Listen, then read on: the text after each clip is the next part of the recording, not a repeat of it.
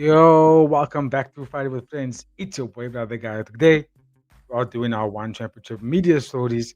We'll talk about the latest stories coming out of One Championship right now. Before I do that, please drop a like, share, and comment on our content. I love to get all your thoughts and your opinions. It does help not only the algorithm, but also it helps the banter keep going. It helps us engage with one another. So let's keep it going. All the stories will have the links in the description box for today. It all comes from Tetsuya's account on X, so give him a follow. Very up to date, not only on X but on Instagram as well.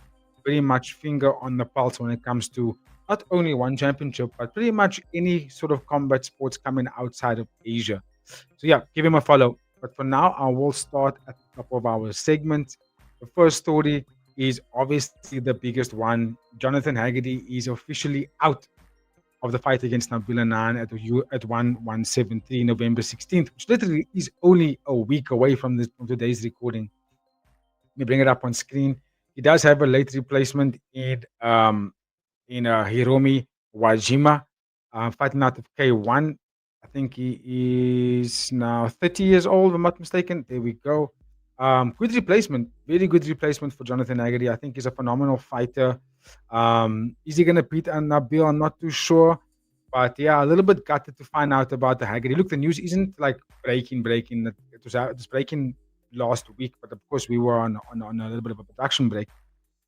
So that means I'm only attending to the news today, which is okay, obviously.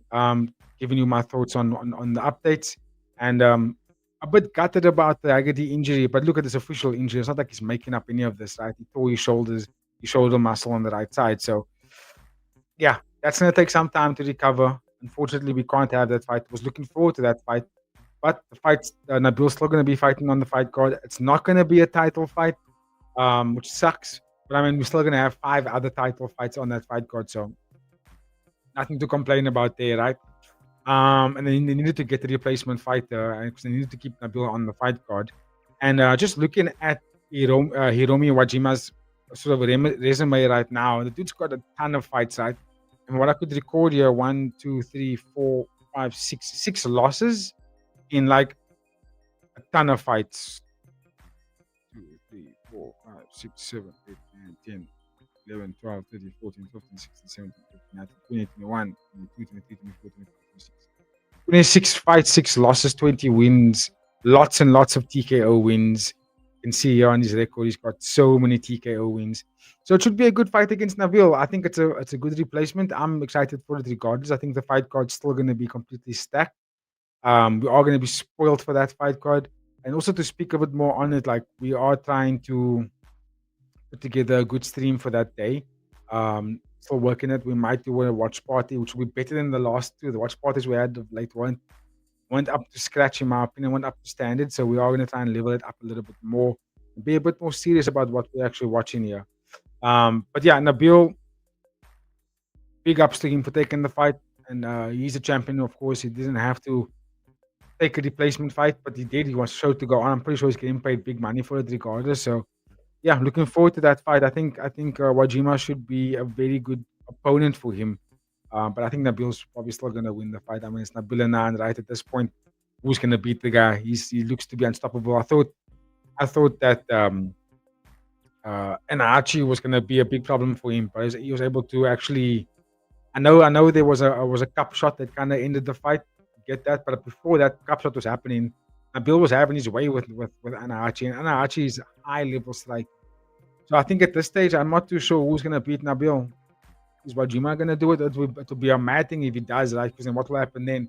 Would one then sign Wajima immediately? Would that be the case if he beats Nabil, or what's gonna happen here? Because Wajima is a champion coming out of K1. I think he won the Grand Prix in 2024.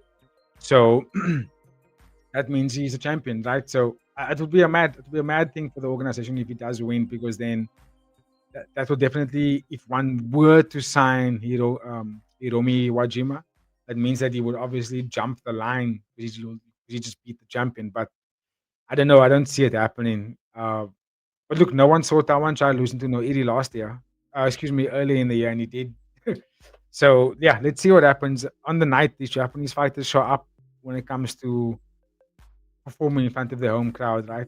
In what arena is this? Ariaka Arena. I think it's gonna be a mad fight card. But let me know your thoughts on that one. What do you guys make of the late replacement? I see some people are saying in the chat, or excuse me, in the online was that Nabil is looking for a way out. Not Nabil, Haggerty, excuse me. But I mean, I don't think Haggerty would ever turn down a fight against anybody within his weight class. He's a dog. He's a champion for a reason. Haggerty's of the elite when it comes to one championship striking. So I don't think he was looking for a way out. I just think he got hurt for real, and that led to him having to pull out from the fight. But okay, give me your thoughts. Who do you think will win that one? Who do you think will win that fight between Nabil Anane and Hiromi Wajima? I'm gonna keep it moving and staying on the 173 fight card. There was another replacement for that fight card. Let me see if I can just get it up on screen here. So we don't need you anymore, but we do need this one. Here we go. Okay, another replacement on the fight card. We have Chihiro Sawada taking on Itsuki Hirata. Itsuki Hirata was supposed to face Ritu Phogat out of India. I think Ritu Phogat also got injured and had to pull out of the fight. Steps up Sawada. Brilliant opportunity for her. She is ranked, I think, in the top 5 of that women's atomweight division for MMA, especially considering that Ham Soo-hee, as well as what was the other one that got released now? Ham Soo-hee and Meng Bo.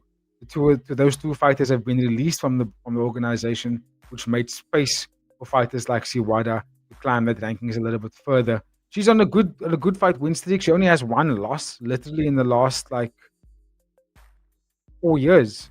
One loss in 4 years, and that was against Meng Bo, who's now not in the organization anymore. Her last fight, she tapped out Macarena Aragon by an armbar. Brilliant armbar, by the way. But Macarena Aragon kind of gave it to her. What are we gonna see in this fight? I kind of low key feel that this fight's gonna end in an unanimous decision. Maybe even be like a majority decision. No, may even be a split decision because what we could get here is a fight where it's gonna be so grappling heavy, and they're just gonna stalemate each other.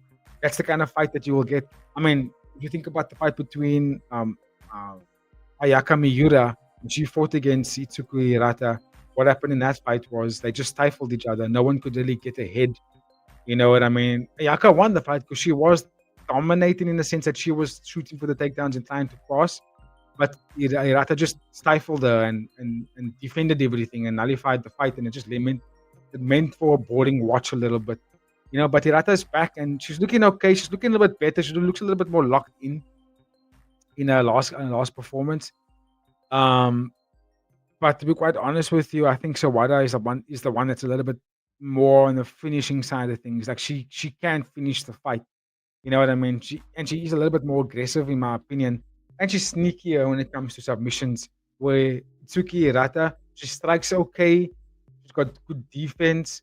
She's got good grappling, but not like grappling that can threaten your submissions. She does have submissions to her name, but for the most part, she fights very like safe kind of fights, and I don't know if that's gonna get much further in her career. Where Sawada, she's showcasing in her last couple of fights how much she beat Shaheen Radzuan Shadowcat, and that was a good win for her. Shadowcat is a high level fighter. I just think that Sawada has got that killer instinct mentality, and I think I'm gonna favor her for this fight. I'll break it down a little bit more in depth when we do the preview next week. But yeah, good replacement for her.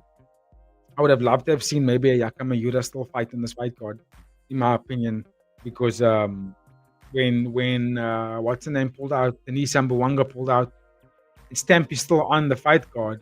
I would have gone Stamp and Yakama Yura for the interim title. That's what I would have done. And then and then still do Sawada and Hirata. That's still fine. That doesn't mean much in terms of like they're not there to fight for the title just yet. They still have to go through like at least one or two more fights, more for Hirata. But for Sawada, I think if she gets a win here, her name is in the hat. For sure, her name is in the hat for that title shot. Um, So it's a big opportunity for her to step up there, in my opinion. And yeah, I think she can. I think she knows that if she wins here, I'm going for a title, guys.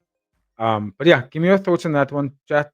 I'd love to hear your thoughts on that one. I'm gonna keep it moving. Keep staying on the train about updated fights. The next fight I'm gonna talk about is One Friday Fights 137. There's an update for that fight card, which will take place in December 19th, 2025. We have a fight between Kulabdam taking on PTT, bantamweight Muay Thai fight. I'm all for that one. Big ups for PTT to take the fight. I don't think he deserves a top five opponent just yet. I do believe that it's work outside of one championship in RWS and also the name. It's a big name.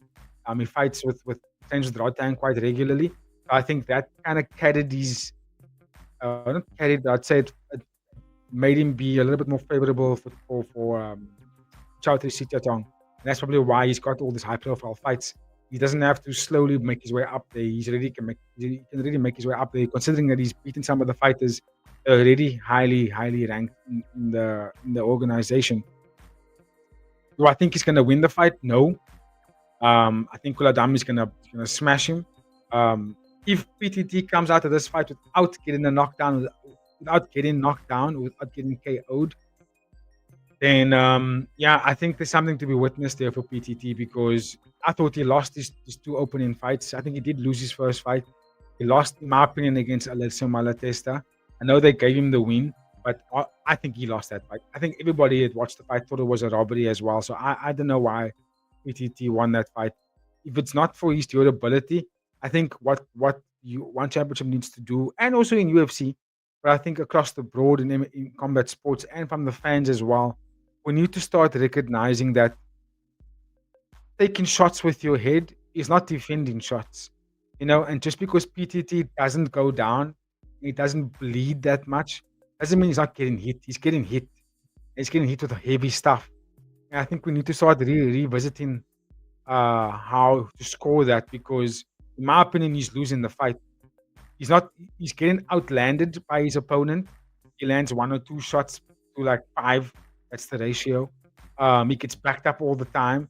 He never ever really defends anything, and they still score him to win in fights. So I think that needs to be revisited, in my opinion, because you can't score a fight with somebody that's getting constantly hit in the face. And I think in this fight here, Kulabdam hits a lot harder than Malatesta. And I think Kulabdam will probably sleep PTT, in my opinion. That's my early prediction there. A great fight to make for the organization, great fight to make for the weight class as well. Considering that Kulabdam, in my opinion, should be ranked in the top five of the bantamweight division right now. Considering that he beat Lobo as well. Kulabdam is a beast, guys. He's an absolute beast. I know PTT is the fan favorite, but yeah, Kulabdam is for me is the more polished fighter. He's the most harder striker. He's got better weapons, and he punches harder as well. I'm gonna bring up something on X here that was posted by Liam Harrison, based on that fight I just spoke about. Now, just get there quickly. Here we go. And this is what he had to say, and I like what he said. I think it's a good thing. I'm gonna make it a little bit bigger on screen so you can see. Let me just do that quickly. You can still hear me. So Liam Harrison posted this on X. There is no way on planet Earth that PTT is walking into punches like he does against Kulabdam, not getting flattened or badly hurt. If he does, if he does, I want an X-ray of his skull immediately because it's clearly adamantium. And yeah, I'm inclined to agree, guys, because go watch that fight against Alessio Malatesta, and even his opening bout as well, where he did lose. I'm trying to remember who he fought in the opening bout. Let me just do this. PTT. Just quickly check in. He lost to Elias Abdalali, who I think Malatesta would smoke, but Elias Madalali was able to outland PTT and stay away from his shots. That's how he won the fight. Malatesta, in my opinion, did the same thing. Although Malatesta did get caught by a couple of stuff on PTT, he never got dropped. There was no knockdown, and he broke his hand in the first round, and he still outstruck PTT. So this is what Lee Madison is referring to here in this comment here, is that PTT, and I watched PTT's fights in RWS as well, and the dude doesn't have good defense. He's got bad defense. I saw they made a human Rotang with trolling on X where they were punched each other in the face, and they were saying CTE loading, and they weren't blocking it. They were just punching each other in the face the whole time, and I think that's just not a smart thing to do. Although it may be conditioning them, but I think PTT's later years this is going to catch up to him because he can't keep defending shots like that. He has to put his guard up. And you know what? If he puts his guard up and add some good defense to his game, dude, he can become a champion in one championship pretty easily. He can walk a lot of these fighters because he's super powerful. He's extremely durable, and he has good offense when he goes forward. But he takes too many shots, and I don't think that's gonna last. That's gonna catch up to him. He's only 25 years old, and by the time he's 30, he might even have brain damage because of his fight style.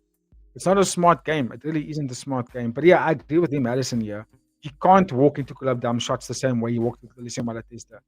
Kulabdam will definitely flatline him. I completely agree with Liam Madison there. I think Kulabdam would definitely end the fight with one shot.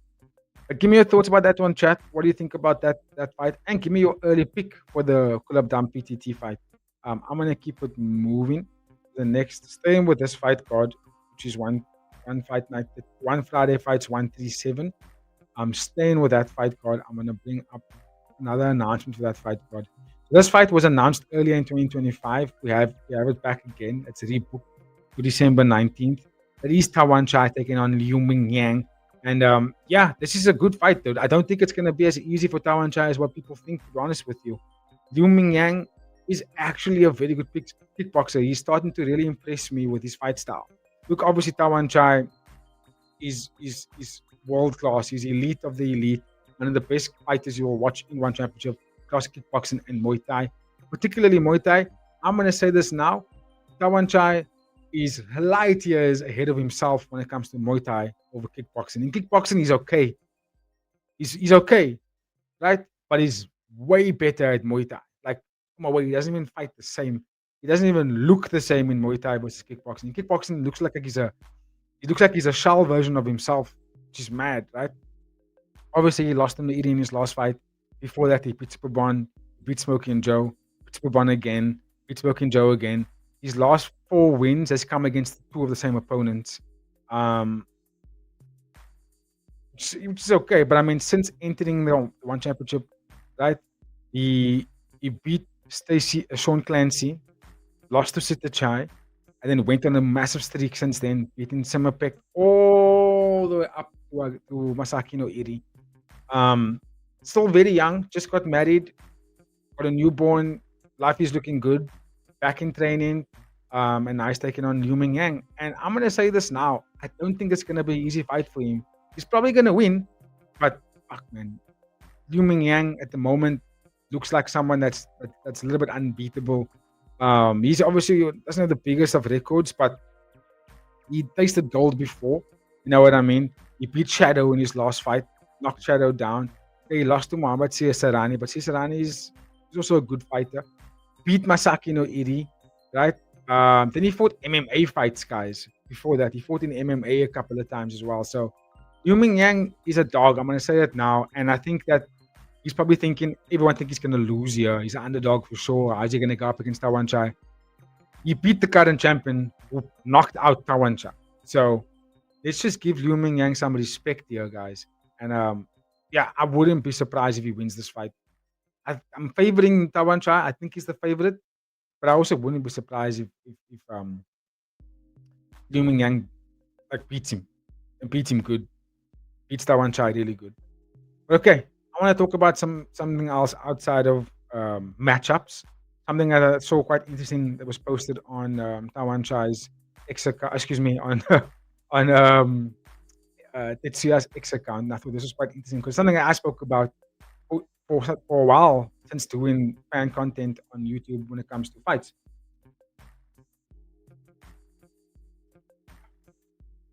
I found this quite interesting. I'm gonna read it through before I break it down. Tetsuya posted, lately I've seen a lot of fans online complaining about fighters who fight on the back foot. They're often labeled as runners. but in reality, they're using an art of counter striking. I kind of think I agree, but I also think counter striking can happen without having to go backwards. You can counter strike going forward as well. This style requires tremendous skill, reflexes, footwork, and timing. It's defensively not easy. It's definitely not easy. However, some people still find it boring to watch. What are your thoughts? And then I saw this post on Facebook. I'm not too sure who posted this, but this is what I have to say. Stuff being a Thai fighter when we practice our footwork. People say we're just running away, but when foreign fighters do it, they are called agile and skillful instead. I'm not too sure which Thai fighter had said that, but yeah, here's my thoughts about back foot fighting because I think you can be a counter striker going forward as well. There's good fighters that do that. For example, Ratang is a very good not Ratang. Um, I just watched footage before doing this recording on top of my head, and what's his name? Terence Bud Crawford displays phenomenal counter striking when he goes forward. Where he kind of baits fighters into doing stuff and then counters them, right? Diakaev does that really well in one championship. Yod-IQ is another example of doing that when he goes forward. He doesn't have to counter you going backwards. So I don't think we should only label counter striking fighters when they're on the back foot. Although that generally is what it is at surface level. But counter striking can also be where you take the center of the cage or the octagon and you basically you feint and you bring out things from opponents and then you counter them with that. You know what I mean?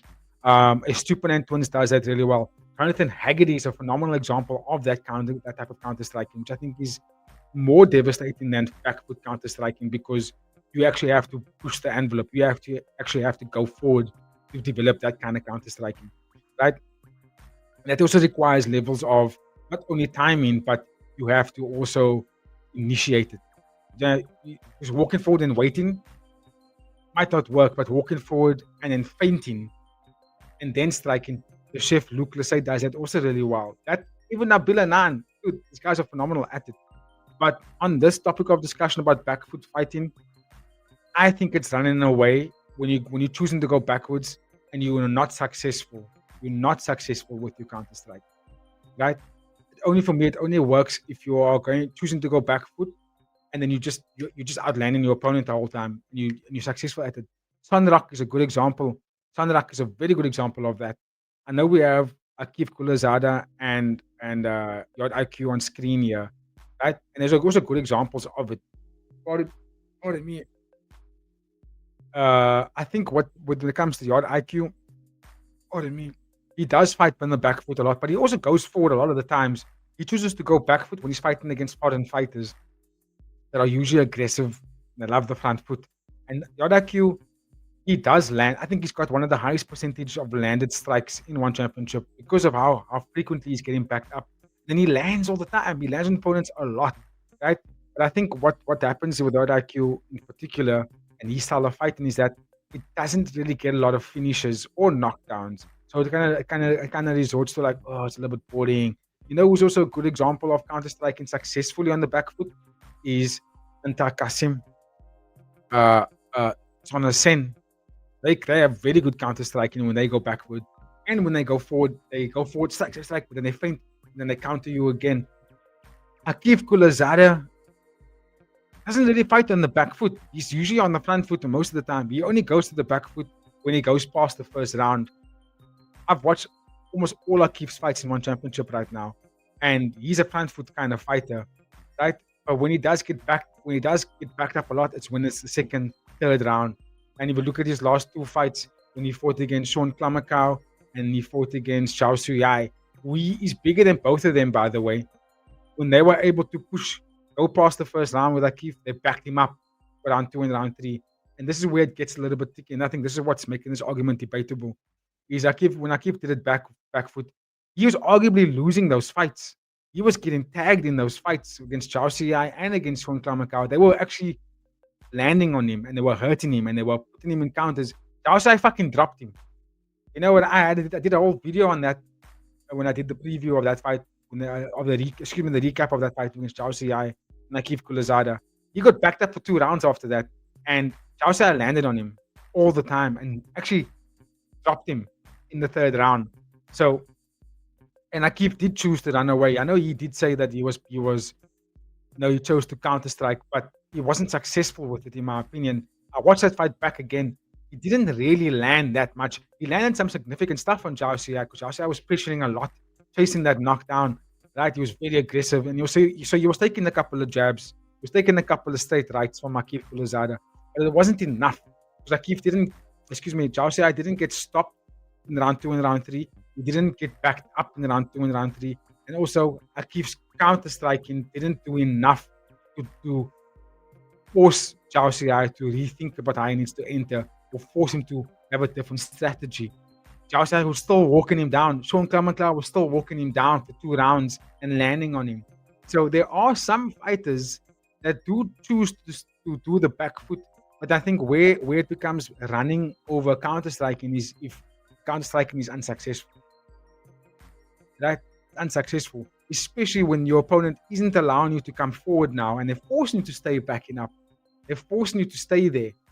It's a different conversation, right? So I think labeling it as running, I think is two things. It's fans maybe not upset with that fight style, or maybe they're upset that maybe that fight style worked against the fighter that they support, right? But I don't think it's running. I only think it becomes running when a fighter can't go forward and they're forced to go backwards the whole time and they are unsuccessful with that back foot. So if I'm choosing to be on the back foot, but I also can't land successfully, then I'm going to be forced to run away because I also can't back you up now. So I'm going to have to just back up the whole time and land one strike every fucking 20 seconds and then avoid and clinch and avoid and clinch and avoid and clinch. Which a lot of fighters do. Akif was doing that a lot in that fight. In the entire third round against Zhao Xia, he was going backwards and clinching. For me, that's running because you're not engaging. You're just choosing to stay away. You felt that maybe you got the knockout in the first round. You're going to win the fight now. You just third round, I'm just going to clinch and run and clinch and run and clinch and run. And I'm going to grab you every time you be aggressive towards me. For me, that is running. And also, judges should actually mark that down. You should actually take points away from a fighter from doing that, especially in the combat sports where that type of clinching is actually frowned upon. In Muay Thai, you can't just grab someone and then hold them.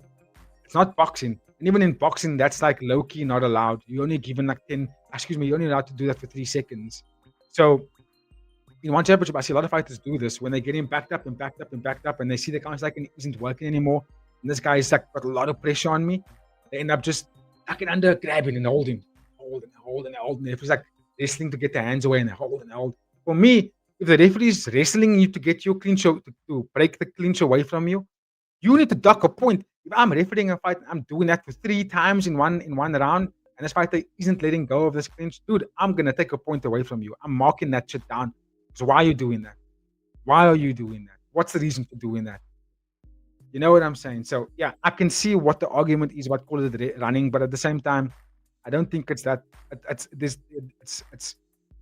what's the word I'm looking for? It's more complicated than just saying this person's running. You know what I mean? I think running is only qualified when a fighter is on the back foot and they're choosing to not engage, they're choosing to survive. That is running for me. But going back foot and landing on somebody is not running. That's stylistically and strategically counter striking, and I think we need to give more praise to that. But yeah, I think Akif Kulazada in his last fight, I think he was choosing to run. I really did think he was choosing to run, especially because he wasn't that successful with his counter striking. It wasn't actually doing anything to Zhao Xia, and I think that's why he was choosing to clinch so much in the third round. I mean, he got knocked down, guys.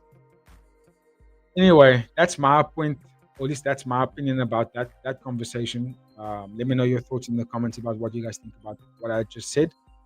Um, let's keep it moving to our next topic of discussion. Staying on Yod-IQ, I saw this post on Tetsuya's account and I thought it was quite interesting. I actually agree with this. He made mention of Yod-IQ versus Elbrus Osmanov for the $100,000 contract. Book it. Book it now. There aren't many fighters that are in their spaces right now. Yod-IQ is on a good streak, guys. This guy has one loss in like what's this? That's 6. That's 8. That's 10, 14 fights, one loss since 2021. That's Yod-IQ right now. My guy's been on a tear, and that one loss was against Alexei Balikov. And here's the thing: he beat Abdallah Dayakayev, who everyone has been struggling with. He beat Bruce Dalval, Kirill Kumutov as well. These are names that Alessio Malatesta, like you know what I mean. He's beaten some high-profile fighters here at such a young age. So I think that and Elbrus Osmanov is also on a tear. He also only has one loss in like 9 fights or something like that. And the one loss came against Yuki Yoza. Granted, the other fighters that he beaten so in his career weren't that high level, other than when he lost against Yuki Yoza. He beat Kampiti Wada after that, and he beat Simapek. But I mean, let's be honest, that's a washed out Simapek and a Kampiti Wada that's struggling to find his feet right now in the organization. But that basically both guys have got phenomenal win streaks. Only both of them have one loss. I think they both deserve a contract, regardless of who wins this fight. But if they book this fight, it has to have the contract on the line. It can't be any other way. I think it would be an insult to both fighters if there's no contract on the line. This must be a fight that takes place. Now I'm in agreement with Tetsuya here. The championship should book this. And if I can give you an early pick for a winner,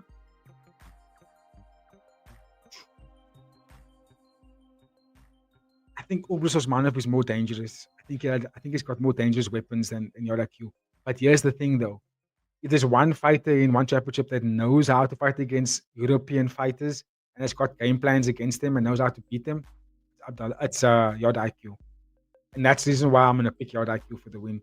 He's just got, I don't know what it is about him. He doesn't have like the most dangerous hands. He doesn't knock anybody out.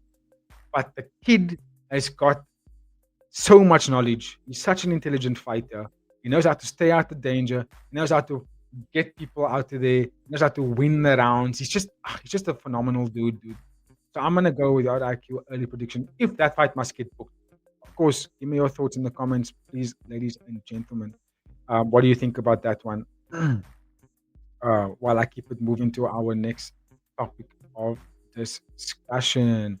Not much really that I'm gonna spend time on this last couple of ones, but if I can draw your attention to this next one. I recently saw that Superbon is training with Khalil Rountree. And I thought that was really cool. It says that Superbon learning some new techniques to beat Noiri in Muay Thai. Khalil Rountree, obviously, this dude's a stud, right? He's obviously climbed the rankings over the last 2 years in UFC. Had some really good fights. Obviously, trains Muay Thai regularly. He lives and trains out. Not lives, but he trains out in Muay Thai quite often. I saw some of the training videos.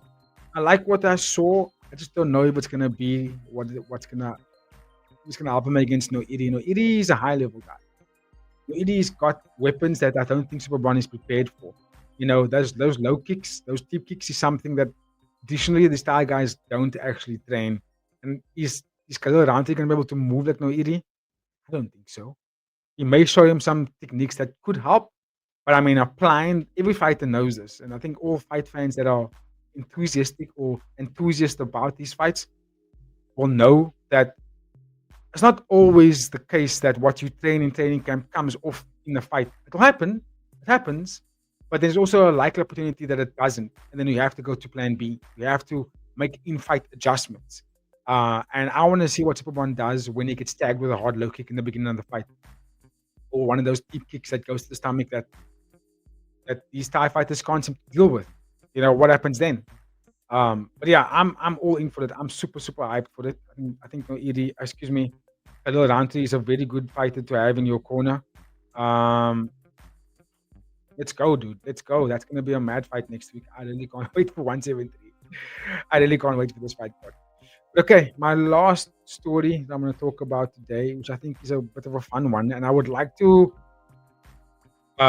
work in collaborative with Anaki MMA. I'm sure you guys have seen that name around on X and on Instagram and on YouTube, and he mainly talks about the business side of One Championship. And this next topic, I would like to talk to both Tetsuya and Anaki MMA. I've been talking to Anaki MMA on Instagram actually, and we've been trying to work on some collaborative work, but mainly only about the business side of One Championship. This topic of discussion, I think, is going to be a good topic of discussion with him.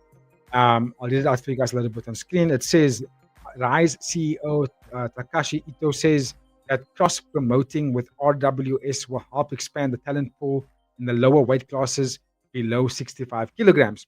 He also mentioned that his goal is to create a global partnership between three promotions: Glory, Rise, and RWS. And to be quite honest with you, that for me spells very bad news for one championship. Going forward, there will not only be RWS fighters competing on Rise, but also Rise fighters, especially those who can fight under Muay Thai rules, being sent to RWS, making or marking the start of a new exchange between the two promotions.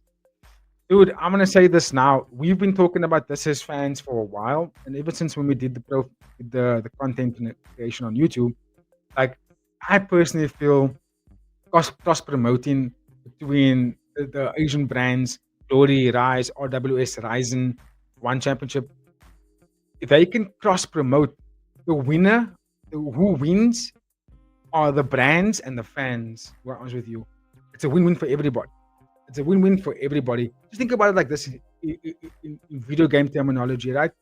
For so many years, fighting game communities would love to see cross promotions, right, or cross plays, or collaborative work. And when I'm a big fan of Street Fighter and King of Fighters, when they launched SNK CVS2, I was like, whoa! Finally, I get to have Ken and Teddy Bogard on the same game. Like, that's mind blowing kind of stuff. Ryu versus Kyo Kusanagi. Are you just? That is mad to have, right? Same with real life fighting, like especially with like RWS, which we already see RWS fighters competing in one championship. I mean, Naraka Yoshinari is a good example, right? But if it can go both ways, if you can do a fight card that's dedicated to cross promoting, when we say we call it something funny, something that can be like where 1x Rise or 1x RWX. So, when we do that kind of thing and then we have these fighters compete, champion versus champion, like it's gonna sell out. Fans are gonna pay lots of money to watch stuff like that. You know what I mean? And I think it's a good idea. And what this spells for me, seeing Glory, Rise, and RWS cross promoting, I think this may be the counter strike for one championship's multiple discipline fight cards. Let me know what you guys think in the comments about that one. But yeah, I'd like to have Tetsuya and Naki MMA to be able to talk about that in a little bit more depth and what they think, but also what you guys think. Let me know in the comments. Give me your thoughts about that. Is that good news for one championship? Isn't it? But I'm all in because that's gonna breed very good fights at the end of the day. But okay, chat. That is my time. Thank you for tuning in. Please don't forget to like, share, and subscribe. I'm looking forward to catch you all in our next one. Cheers.